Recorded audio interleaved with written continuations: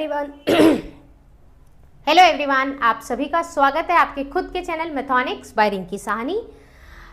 हमारी इस वीडियो में हम सीखेंगे graphically method to solve the pair of linear equation in two variables. मतलब पेयर ऑफ लीनियर इक्वेशन जो आपको दी जाती है उसको ग्राफिकली हम कैसे सॉल्व करें, ग्राफिकल मेथड से हम कैसे उस पेयर ऑफ इक्वेशन को सॉल्व करें। ओके, हमने लास्ट क्लास में क्या सीखा था? प्रीवियस वीडियो में हमने सीखा था कि भाई हमें दो लीनियर इक्वेशन दी जाती है जिससे हम देख सकते हैं कि या तो वो इंटरसेक्टिंग होने वाली है या वो पैरेलल होने वाली है या फिर कोइंसिडेंट होने वाली। ये सीखा था हमने। इसके बाद हमने सीखा था एक पॉइंट पे टच कर रही है, वन सॉल्यूशन होने वाले हैं। एक भी पॉइंट पे टच नहीं कर रही है एक दूसरे को, एक भी पॉइंट पे कट नहीं कर रही, तो इसके क्या हो जाएंगे? नो सॉल्यूशन हो जाएंगे। और ये हर एक पॉइंट पर कट कर रही है तो इसके कितने सॉल्यूशन हो जाएंगे? Many solution. हमने सीखा था, हमने क्या सीखा था? सॉल्यूशन भी निकालना सीखा था। फिर हमने क्या सीखा था? वर्ड सीखा था एक कंसिस्टेंट और एक सीखा था इनकंसिस्टेंट, राइट? हमने ये दो वर्ड्स भी सीखे थे। प्रीवियस वीडियो अगर आप लोगों ने नहीं देखी है तो पहले आप जाकर प्रीवियस वो दो वीडियो जरूर चेक करें जिसके अंदर ये सारा बेसिक पढ़ाया गया है। ये बेसिक आना एक खुद में बहुत इंपॉर्टेंट चीज है। क्लियर है? तो ये सारी चीजें हम पहले पढ़ चुके हैं। अब आज हम क्या करने वाले हैं? ये जो इंटरसेक्टिंग लाइन का पेयर आया, ये जो आया, ये ग्राफ के ऊपर हमने बनाया कैसे, ये ग्राफ के ऊपर ड्रॉ कैसे हुई, ये जो पेयर ऑफ लीनियर इक्वेशन है ग्राफ के ऊपर ड्रॉ हुई कैसे है, वो प्रोसीजर आज हम सीखने वाले हैं। और उसी प्रोसीजर को क्या बोलते हैं? Graphical method. ओके, चलिए शुरू करें। चलो,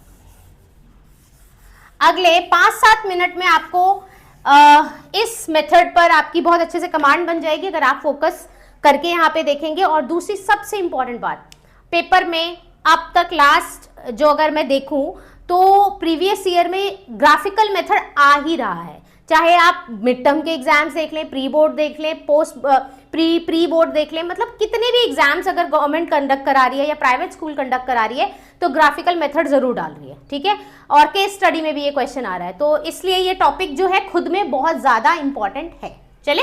चलो अब शुरू करते हैं सॉल्व करना।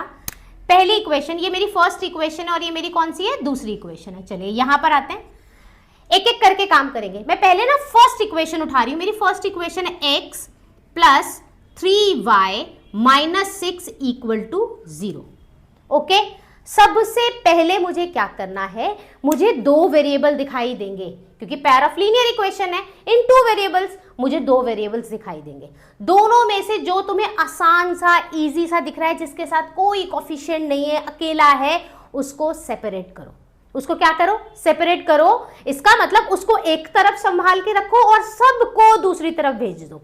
जो भी आपको दिखाई दे रहे उन सबको कहां भेज दो? दूसरी तरफ भेज दो। ठीक है जी, बॉर्डर के उस पार भेज दो। तो मैंने क्या किया, मेरे को x अकेला दिखाई दे रहा था, मैंने x को यहां संभाल कर रखा और इन दोनों को उधर भेज दिया। अब ध्यान से देखो, माइनस का 6 जब इक्वल टू के उधर जाएगा तो किसका हो जाएगा? प्लस का 6। ये प्लस का 3y उधर जाएगा तो किसका हो जाएगा? माइनस का 3y। फर्स्ट स्टेप समझ आया? फर्स्ट स्टेप क्या है? आपको सेपरेट करना है वेरिएबल। आपको किसको सेपरेट करना है? वेरिएबल। ये इंपॉर्टेंट पॉइंट आपको याद रखना है, सेपरेट करना है वेरिएबल को। क्लियर है? कर लिया आपने? ओके, अब मेरा काम शुरू होता है। मेरा काम क्या है? एक्चुअली में मुझे ग्राफ बनाने के लिए ना सॉल्यूशंस चाहिए जो मैं इस ग्राफ के ऊपर प्लॉट करने वाली हूँ, राइट? वो कैसे आएंगे आप ध्यान से देखना। यहां पर y की कुछ भी वैल्यू रखिए, 0, 1, 2, 3, -1, -3, -4, 10,000, 1,000, 100, कुछ भी वैल्यू रखो, उसके कॉरेस्पॉन्डिंग x की वैल्यू निकल कर आएगी हमेशा। ठीक है, तो मैं क्या करने वाली हूं? मैं एक एक करके वैल्यू रखूंगी। ध्यान से देखना, मैंने पुट करी y इक्वल्स टू 0। मेरा मन कर रहा है मैं y इक्वल टू 0 रखूंगी, रख देते हैं। रखो भाई, x इक्वल टू 6 माइनस 3 और y की जगह पे क्या रखना है? 0। ठीक है, 0 से 3 मल्टीप्लाई होगा तो 0 आ जाएगा, तो 6 माइनस 0। तो x की वैल्यू कितनी आ गई? 6 आ गई। x की वैल्यू कितनी आ गई मेरे पास? 6 आ गई। मैं अपनी टेबल साथ साथ बना रही हूं, x और ये y। ओके, x की वैल्यू कितनी आई है? 6 when y equals to 0। Okay, एक पॉइंट हो गया। देखो मिनिमम 3 चाहिए हमें, 2 से काम करने में कर भी सकते हैं लेकिन कई बार गलत हो जाता है, तो हम 3 पॉइंट्स निकालेंगे। ओके चलो अगला, पुट y इक्वल्स टू, जो भी आपका दिल करे 1 2 3 कुछ भी रख सकते हैं, आपकी मर्जी है, मैं 1 रख रही हूं। तो क्या आ जाएगा, x equal to 6 minus 3y, x equal to 6 minus 3 और y की जगह पे क्या रखना है 1। 3 को 1 के साथ मल्टीप्लाई करेंगे तो क्या आ जाएगा 3, 6 प्लस माइनस क्या हो जाएगा माइनस, तो 6 में से 3 जाएगा तो कितना बचेगा 3, और निशान किसका आता है, जो बड़ा होता है, बड़ा कौन है 6, गड़बड़ मत करना ये छोटी छोटी चीजें। y की वैल्यू कितनी थी 1, x की कितनी निकल कर आई 3, हो गया ये भी का। चलिए नेक्स्ट, ये मेरा एक दूसरा हो गया, तीसरा पॉइंट निकालते हैं। पुट y इक्वल्स, चलो एक माइनस की वैल्यू रख लेते हैं, y इक्वल टू -1।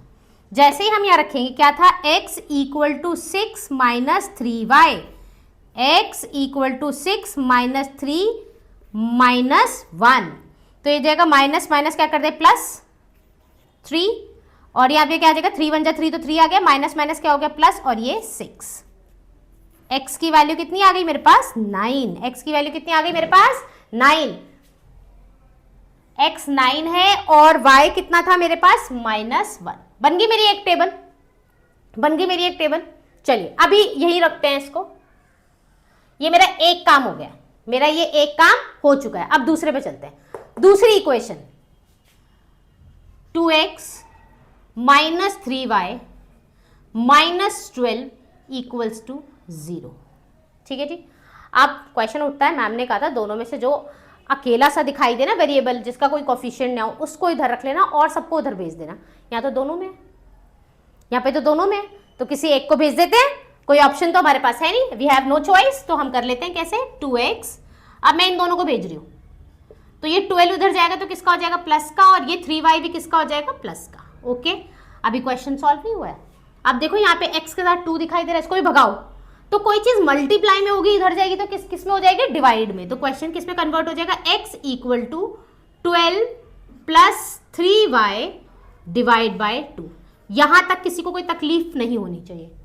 अगर आपका क्वेश्चन इतना सिंपल बन रहा है कि x के साथ या y के साथ जिसको भी आपने सेपरेट किया उसके साथ कोई वेरिएबल नहीं है, कोई बात नहीं, क्वेश्चन ऐसे शक्ल बनाएगा और आपने जो भी यहां पर है उसकी वैल्यू पुट करनी है, उसके कॉरस्पॉन्डिंग दूसरे की वैल्यू निकलनी शुरू हो जाएगी।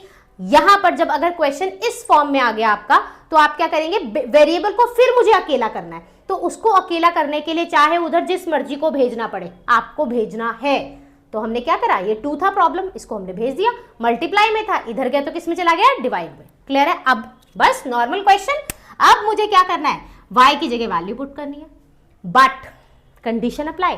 अब यहां क्या कंडीशन बन गई, अब आपको वैल्यू पुट करते वक्त सिर्फ इतना ध्यान रखना है, वैल्यू पुट करते वक्त सिर्फ इतना ध्यान रखना है कि ऊपर जो शक्ल आएगी, जो ऐसी मर्जी शक्ल आए, वो 2 से डिविजिबल होनी चाहिए, वो 2 से क्या होनी चाहिए डिविजिबल होनी चाहिए। अदरवाइज क्या होगा, मान लो ये आ गया 5/2 डेसिमल में आएगा, कर तो सकते हो सॉल्व, लेकिन थोड़ा सा कॉम्प्लिकेटेड हो जाता है। ये तो सॉल्व हो गया, कुछ ऐसे नंबर भी हो सकते हैं जो सॉल्व नहीं होंगे, जो फ्रैक्शन को सॉल्व करने में 2.3 4 5 6 कुछ ऐसा जाए, राइट, तो वो प्रॉब्लम हमें लानी ही नहीं है। तो मेरा दिमाग पहले ही बोलेगा कि मैं y की ऐसी वैल्यू रखूंगी जिससे ये पूरा का पूरा न्यूमरेटर जो होगा 2 से डिविजिबल होगा। क्लियर है ये बात, बस इतनी सी छोटी चीज आपके दिमाग में होनी चाहिए कि ये डिविजिबल आना चाहिए, ये प्रॉपर का प्रॉपर सॉल्व होकर मुझे एक इंटीजर नंबर चाहिए। क्लियर है। चलिए अब आगे कैसे सॉल्व करना है, चलो देखते हैं। चलो अब वैल्यू रखते हैं, अब थोड़ा सा दिमाग लगाएंगे। मान लो मैंने y की जगह 0 रखा, पहले ही कैलकुलेशन दिमाग में चलनी चाहिए। y की जगह जैसे ही 0 रखूंगी तो 3 को 0 से मल्टीप्लाई करेंगे 0 हो जाएगा, 12 में अगर 0 जोड़ेंगे तो 12 आएगा। ओके तो क्या 12 2 से डिवाइड हो जाता है, यस, तो इसका मतलब मैं y इक्वल्स टू 0 रख सकती हूं। समझ आइए story, put y equals to 0 रखें, x इक्वल टू 12 प्लस में 3 0 डिवाइडेड बाय 2, तो क्या बन जाएगा मेरे पास 12 और ये आ जाएगा 0 divided by 2, that means 12 divided by 2, इसको काटेंगे आंसर आएगा 6। तो x की वैल्यू कितनी आ गई मेरे पास 6। ये मेरी दूसरी टेबल है, बना लेते हैं वो भी फटाफट से, x और y। x की वैल्यू कितनी है 6 when y equals to 0। Clear है, कोई मुश्किल तो नहीं है। अब सोचते हैं, फिर से देखते हैं। मैं क्वेश्चन दोबारा लिख लेती हूँ, x equal to 12 plus 3y बटे में 2, ये है मेरा क्वेश्चन। अब मेरा दिमाग कहता है चलो 1 रखने की कोशिश करते हैं। ध्यान से देखना, y की जगह मैंने 1 रखा तो क्या बनेगा, 12 प्लस में 3 1 जा 3, तो 3 डिवाइडेड बाई 2 यानी कि 15/2, ये आएगा 7.5। देखो कर तो सकते हैं, लेकिन मुझे क्यों जाना, मैं कुछ और वैल्यू रखकर देखती हूँ जिससे मेरा क्वेश्चन सॉल्व हो जाए, राइट। ओके, समझ आ रही है मेरी बात। अब हम आगे क्या करेंगे, अब कुछ और रखने की सोचो। अब मैंने सोचा ऐसा करते हैं, 2 रख कर देखते हैं। 1 तो प्रॉब्लम दे रहा है, थोड़ा 2 रख कर देखते हैं। तो मैंने रखा 2, देखो ये कितना आ जाएगा, 3 2 जा 6 डिवाइडेड बाई 2, ये कितना हो जाएगा 18 डिवाइडेड बाई 2, कट गया ना, आगे 9। तो अब मैं इस क्या रखने वाली हूं, मैं एक y की जगह पुट करूंगी 2। तो ये थोड़ा सा आपको अपना दिमाग चलाना है, थोड़ा सा, ठीक है। पुट y इक्वल्स टू 2, तो क्या आ जाएगा, x इक्वल टू 12 प्लस में 3 इंटू 2 डिवाइडेड बाई 2, आ जाएगा 12 प्लस में 6 डिवाइडेड बाई 2, 18/2, दैट मीन्स 9। तो x की वैल्यू कितनी आ गई मेरे पास, 9। x आ गया 9 जब y कितना था मेरे पास, 2 था। क्लियर है। एक वैल्यू और पुट करनी है मुझे, x इक्वल टू 12 प्लस में 3y डिवाइडेड बाई 2, ये थी मेरे पास कंडीशन। अब देखो, अब अगर मैं y की जगह -2 रखूं तो क्या आ जाएगा, 12 प्लस 3 और y की जगह क्या आ जाएगा, -2 डिवाइडेड बाई 2। देखना जरा काम बन रहा है, 12 3 2 जा 6 डिवाइडेड बाई 2, और ये सॉल्व होगा तो 6/2, बिल्कुल बन रहा है। और आंसर कितना आ गया, 3। तो मैंने क्या पुट किया था, y equals to -2, y equals to क्या पुट किया था मैंने, -2। तो रख ले, y इक्वल्स टू -2 पे मेरा आंसर कितना आ गया, 3। बन गई मेरी दोनों टेबल्स। बस आपको थोड़ा सा ध्यान रखना होता है। देखो डेसिमल में, फिर कह रही हूँ, डेसिमल में अगर क्वेश्चन आ रहा है तो आप कर सकते हो, लेकिन उसको ग्राफ पे प्लॉट करने में थोड़ी हो जाती है ऊपर नीचे गलतियां हमसे। तो कोशिश करें कि आप जब सॉल्व करके निकालें तो वो एक इंटीजर वैल्यू है, ठीक है जी। फ्रैक्शन से बेटर है इंटीजर वैल्यू। चलिए अब इसको वैल्यू यहाँ पे प्लॉट करते हैं, ध्यान से देखना। ये मेरी पहली टेबल है, इसका पॉइंट क्या है, देखो पहले ये 6,0, दूसरा पॉइंट क्या है 3,1, तीसरा पॉइंट क्या है 9,-1। चलिए रखते हैं। कहते हैं 6, x की वैल्यू 6 है और y 0, तो मैं यहीं रह गई। अगला x की वैल्यू 3 है, y कितना चलना है 1, तो मैं यहां तक चलूंगी। x की वैल्यू है 9 ये रही, और y की वैल्यू -1, तो मैं यहां तक चलूंगी। बन गई मेरी एक स्ट्रेट लाइन। कौन सी इक्वेशन थी ये मेरी, फर्स्ट वाली से बना था, तो इसको लिखो x plus 3y minus 6 equals to 0, ये मेरी पहली थी। चलो जी अब दूसरी वाली से देखो क्या बन रहा है, 6,0, फिर 9,2, फिर 3,-2। चलिए पहला पॉइंट तो सेम है, 6 and 0, अगला 9 and 2, ये रहा 9 और मुझे जाना है y पे 2, ये यहां पे। फिर कहता है 3, x पे 3 और y जाना है -2, यानी कि ये आ जा रहा है, सॉरी x 3 और y जाना है -2, ये आ गया। तो अब इससे बना लो, बन गई। अब इसके ऊपर भी लिखो, क्या थी equation, 2x minus 3y minus 12 equals to 0, बन गई। Pair of linear equation graph के ऊपर आ गया। अब मुझे बताइए कैसी लाइन्स है। मैं बोलूंगी फटाफट से कि ये कैसी है, इंटरसेक्टिंग लाइन है। कैसी लाइन है ये, इंटरसेक्टिंग लाइन्स है।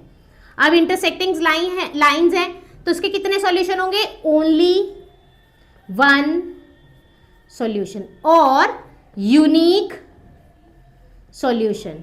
तीसरा, अगर इसके पास सॉल्यूशन है तो ये क्या कहलाएगा, कंसिस्टेंट। क्या कहलाएगा, कंसिस्टेंट। क्लियर है तीनों चीजें, क्लियर है, समझ आया।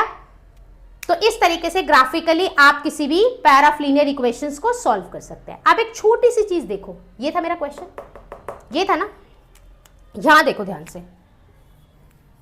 अगर मैं यहां देखूं a1 की वैल्यू कितनी है 1, B1 की वैल्यू कितनी है 3, C1 की वैल्यू कितनी है -6, A2 की वैल्यू कितनी है 2, B2 की वैल्यू कितनी है -3, C2 की वैल्यू कितनी है -12, राइट।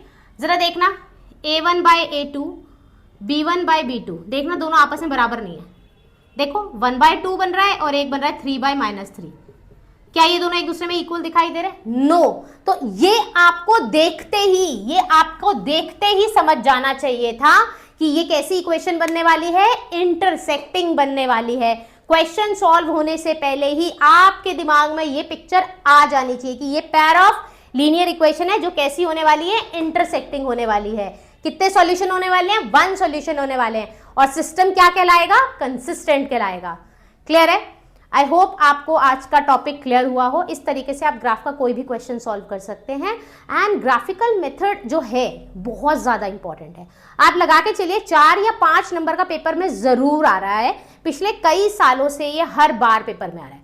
कई बच्चों के मिड टर्म, प्राइवेट स्कूल हो, गवर्नमेंट स्कूल हो, कोई भी स्कूल हो, हर जगह ये मेथड जरूर आ रहा है। अब तो शायद केस स्टडी में भी इसके क्वेश्चंस आने लगे हैं। ठीक है, इसका एक चीज और है एडिशनल पार्ट जो मैं सिखाऊंगी कि एरिया कैसे निकालना है। ठीक है, वो नेक्स्ट वीडियो में आपको मिलेगा।